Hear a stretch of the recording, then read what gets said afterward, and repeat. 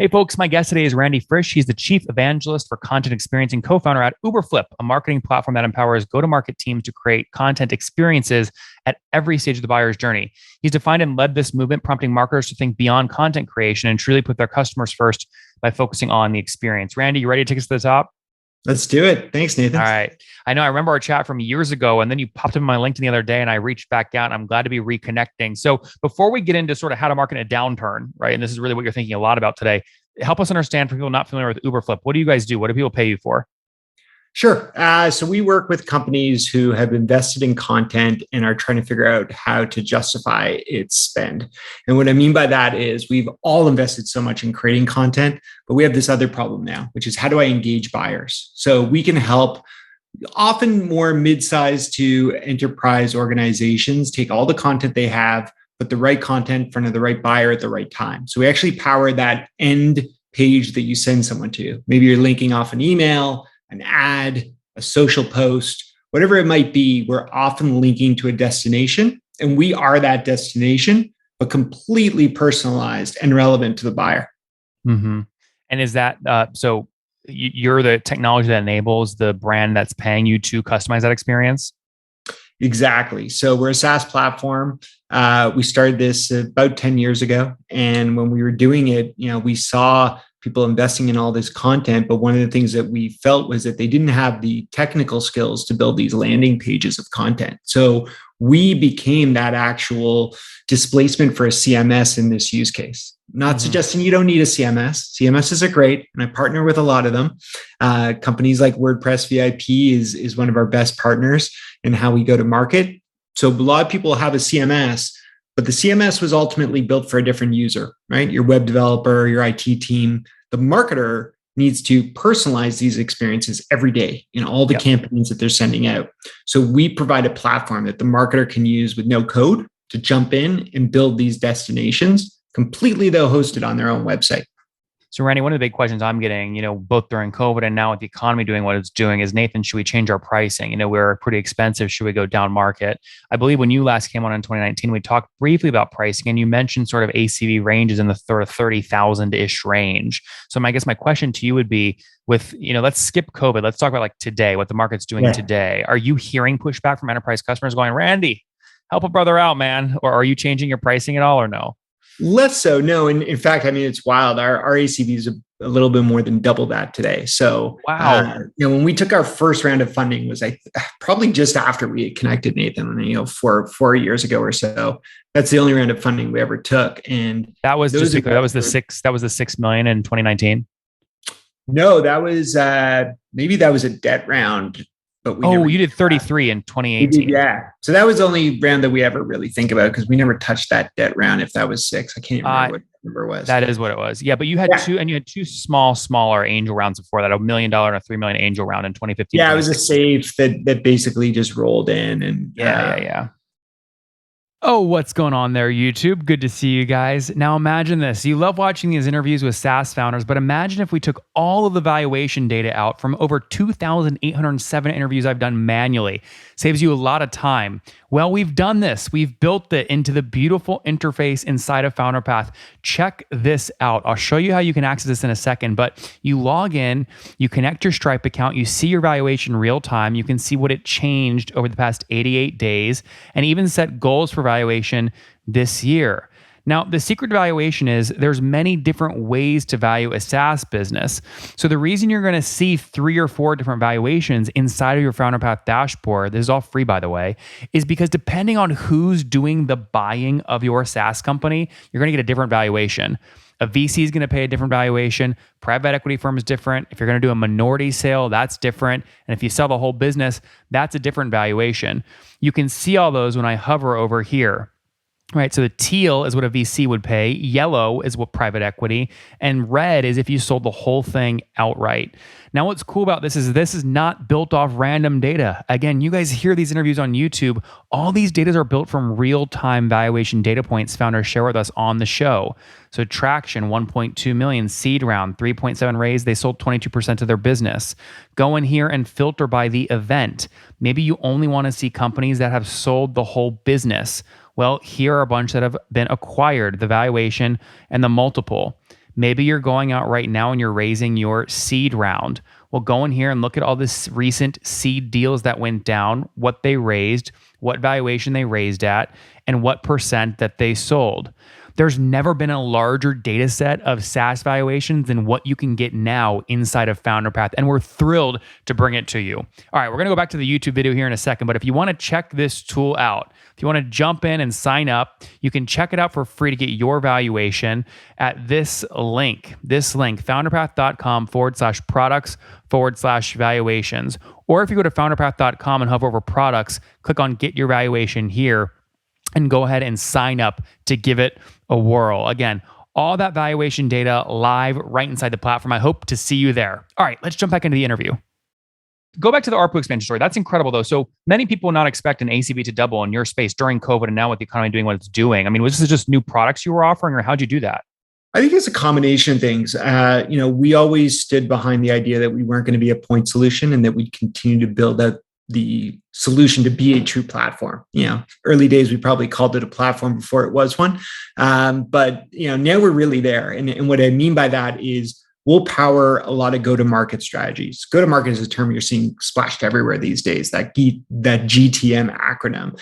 So we have people who use us for their inbound strategy, kind of circa HubSpot, 10 years ago, to account-based marketing, ABM strategies today, and everything in between, sales engagement, demand generation. So the fact that someone can use us across all these different use cases, and not just different use cases, but different users inside that organization. So we have companies where the marketers, really take the lead, and then we have a different product actually for sales users. And that also helped us increase ACV for. When did that product launch? The better version of that product, I'm going to say about 18 months ago. We had kind of a poor man's MVP out of the gate, justified that, that there was a need for this. And remember what we do. We help put content in front of the right buyer at the right time. So as much as marketing is doing that is kind of air cover, you've also got sales reps who are ultimately needing to put content in every email they send out, to chase a prospect at top of funnel or close a prospect, lower down near the bottom of the funnel. So, adding some of those products is definitely one. Coming back to your question, how do we increase ACV? Creating more of a platform. The other was figuring out who our actual market was. Now that doesn't mean that we turn our way high growth, kind of commercial accounts as we call them today, but those are more opportunistic for us. Whereas early days, we were trying to market and, create leads and, generate demand across all different, parts of the market. Today, we're much more focused on enterprise accounts. And one of the things that's helped that ACV as well, when you work with an enterprise account, the way we've kind of landed into doing is that we often find ourselves in one business unit. So we haven't, I'll be honest, we haven't really had a lot of situations where we've sold the entire enterprise out of the gate, but we sell into a business unit. And because what we do is so. Well, what are those two units that you're selling into today? Marketing and sales? Marketing and sales. But when I'm saying business unit, I'm actually talking about some of the brands we work with. Taking a company like Trimble or Hexagon. These are great customer of ours, enterprises.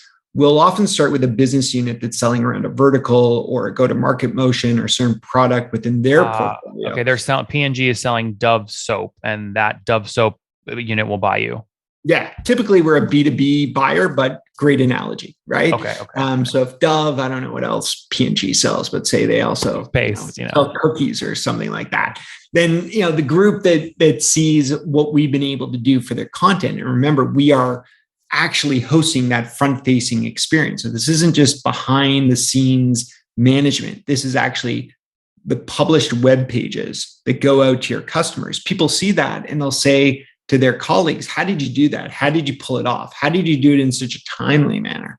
And when they see that, we get that inbound inquiry. So it's very much a viral referral-based internal expansion. So back to your question on how do we increase ACV, we do it because we're able to really win over a specific business unit, and then we expand. So one of the things that we've done is really cool.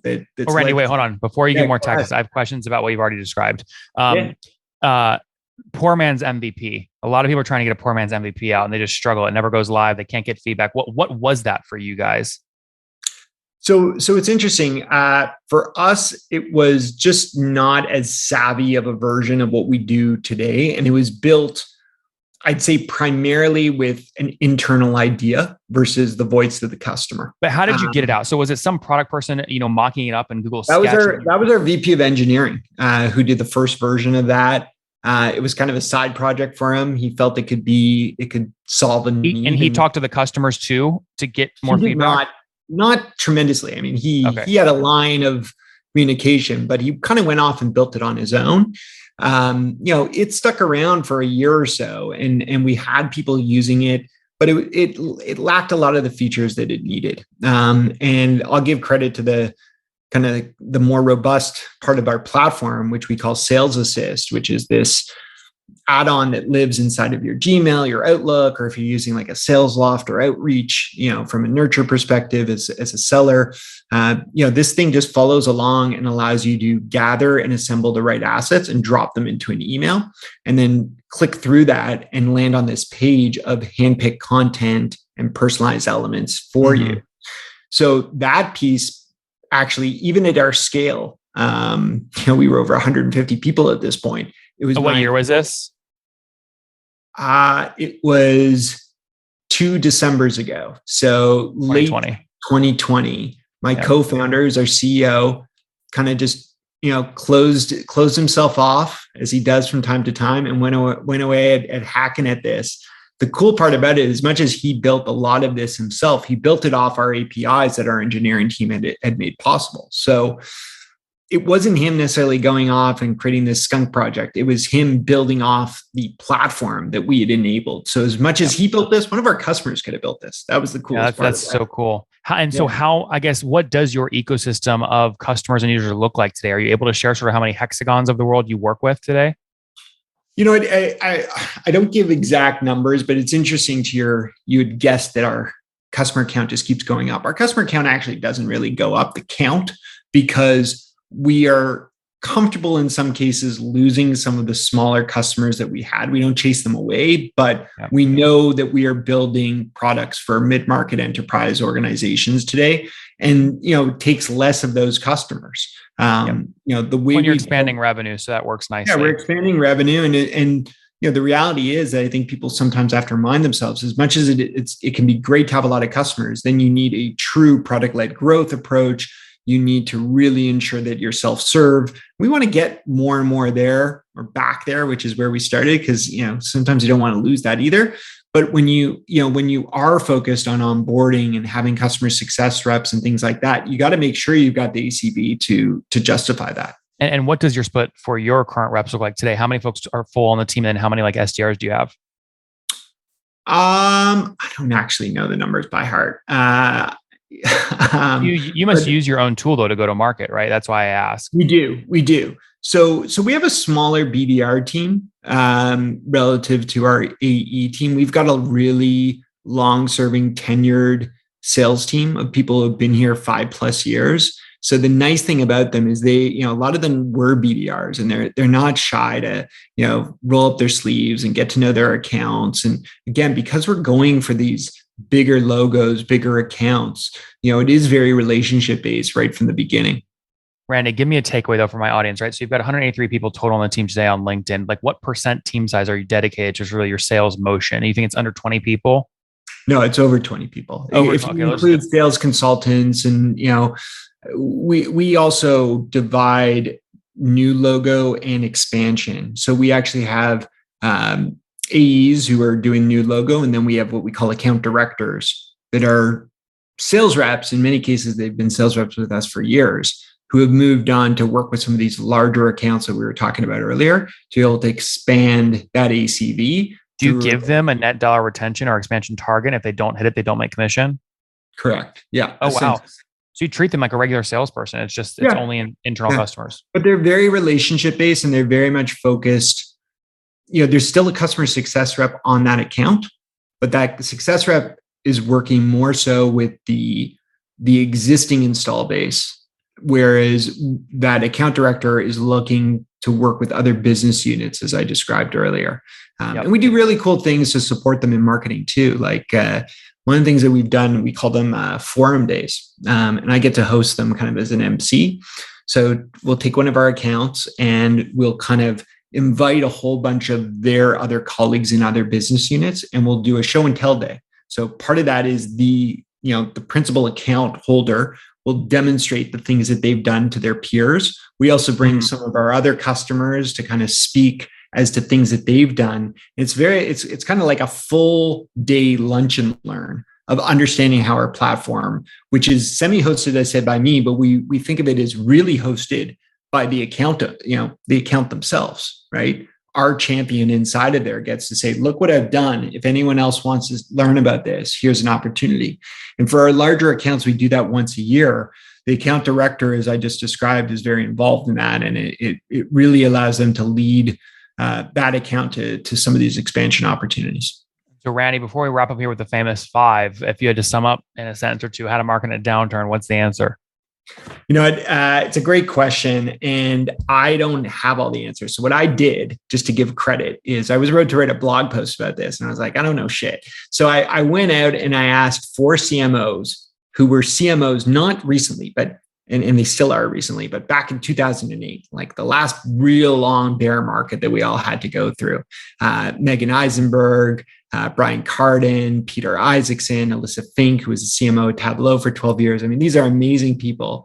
And they gave me about 8 big takeaways. You can check those out, but I'll give you a couple of them. One that I think they all hit on is be a chief optimist. That becomes your new title change, because you got to rally not just the marketing team, the sales team. You got to really adapt. The second one that they gave me that I'll highlight was, focus on revenue generation. And what they meant by that is, yes, you got to, you'll hear everyone say, keep on your brand, but you still got to bring leads in. You may not be able to get as many leads, but you've got to find those channels. You got to be able to look at your efficiency on a channel by channel basis. The last one, just because I know we're at time, I'll give you is, lean in on content now more than ever.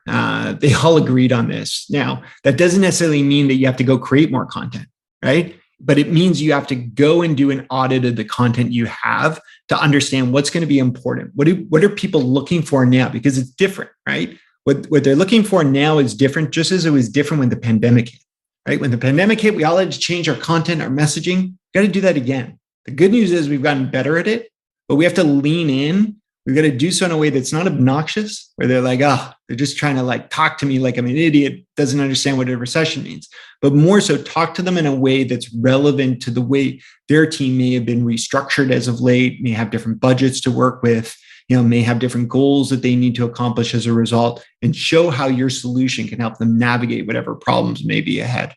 Guys, I'm creating content. Randy's creating content. If you want to learn more from him, go check out his podcast called The Marketer's Journey. It's a good one. Randy, let's wrap up here with the famous 5. Number 1, favorite business book. Still the hard thing about hard things. Number 2, is there a CEO you're following or studying? Well, I guess I'll lean on my other favorite book with Bob Iger, Ride of a Lifetime. And I just find, the way he approached all of his acquisitions just, so fascinating. Number 3, what's your favorite online tool for building Uberflip besides your own? I live in Canada every day. Such a great solution, so easy to use. That's same mindset behind Uberflip. Remove the friction to get shit done. Number 4, how many hours of sleep do you get every night? I have a terrible shoulder injury, so I'm lucky to sleep like 3 hours a night before I get up. But it's all right. Work brutal. Out in the morning and you get through it. Brutal. All right. So, but 3 hours, wake up, go back to sleep for another 3 hours, something like that. I'll get 6 to 7 hours a night. All right. And what's your situation? Married, single, kids? I'm married for 16 years. I got 3 kids. My oldest is 15, a 13-year-old, and 11-year-old. Wow. How cool. And how old are you? I'm 43. 43. Last question. Something you wish you knew when you were 20. Better to create something than expect something to be given to you. Oh, I love that. Guys, Uberflip.com, they help you go to market by creating personalized content experiences at scale, especially for those marketers that get frustrated waiting on engineering to customize stuff for you. They help you solve that. Back in 2019, when I last had Randy on, they were flirting with sort of $30,000 ACVs. He shared that even during COVID and during the pandemic, they've almost doubled that ACV by moving and introducing more product features to these same set of customers. He shared back then they were flirting with sort of 300, 400, 500 customers, looking now at going deeper into those customers. They look to scale their team of 183, doubling down on marketing in a downturn with more content personalized at scale. Randy, thanks for taking us to the top. Thanks, Nathan. One more thing before you go. We have a brand new show every Thursday at 1 p.m. Central. It's called Shark Tank for SaaS. We call it Deal or Bust. One founder comes on, three hungry buyers, they try and do a deal live, and the founder shares back-end dashboards, their expenses, their revenue, ARPU, CAC, LTV, you name it, they share it. And the buyers try and make a deal live. It is fun to watch every Thursday, 1 p.m. Central. Additionally, remember, these recorded founder interviews go live. We release them here on YouTube every day at 2 p.m. Central. To make sure you don't miss any of that, make sure you click the subscribe button below here on YouTube, the big red button, and then click the little bell notification to make sure you get notifications when we do go live. I wouldn't want you to miss breaking news in the SaaS world, whether it's an acquisition, a big fundraise, a big sale, a big profitability statement, or something else. I don't want you to miss it. Additionally, if you want to take this conversation deeper and further, we have by far the largest private Slack community for B2B SaaS founders. You want to get in there. We've probably talked about your tool if you're running a company or your firm if you're investing. You can go in there and quickly search and see what people are saying. Sign up for that at nathanlatka.com/Slack. In the meantime, I'm hanging out with you here on YouTube. I'll be in the comments for the next 30 minutes. Feel free to let me know what you thought about this episode. And if you enjoyed it, click the thumbs up. We get a lot of haters that are mad at how aggressive I am on these shows, but I do it so that we can all learn. We have to counter those people. We got to push them away. Click the thumbs up below to counter them and know that I appreciate your guys' support. All right, I'll be in the comments. See ya.